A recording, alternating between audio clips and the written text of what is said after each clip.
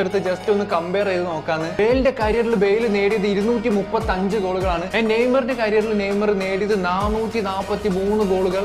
ഇനി അസിസ്റ്റുകളുടെ കാര്യം നോക്കുകയാണെങ്കിൽ ബെയിലിനുള്ളത് 102 അസിസ്റ്റുകളാണ്, നെയ്മറിനുള്ളത് 286 അസിസ്റ്റുകൾ. So that means goal contribution നോക്കുമ്പോൾ 333 ഗോൾ പ്ലസ് അസിസ്റ്റ് ഉള്ള ബെയിൽ, 729 ഗോൾ പ്ലസ് അസിസ്റ്റ് ഉള്ള നെയ്മർ. ഇനി ചാമ്പ്യൻസ് ലീഗിലേക്ക് വന്ന് നോക്കുകയാണെങ്കിൽ 20 ചാമ്പ്യൻസ് ലീഗ് ഗോളുള്ള ബെയിൽ, 43 UCL ഗോൾസ് ഉള്ള നെയ്മർ. ഇനി ചാമ്പ്യൻസ് ലീഗിലെ അസിസ്റ്റ് എടുത്ത് നോക്കുകയാണെങ്കിൽ 17 assist for Bale, 37 assist for Neymar junior. ഇനി അതുമല്ല ഇന്റർനാഷണൽ കരിയർ എടുത്ത് നോക്കുകയാണെങ്കിൽ ബെയിലിനുള്ളത് 40 ഗോളാണ് വേൾസിന് വേണ്ടിയിട്ട്, 79 ഗോളുകളാണ് നെയ്മറിന് ബ്രസീലിന് വേണ്ടിയുള്ളത്.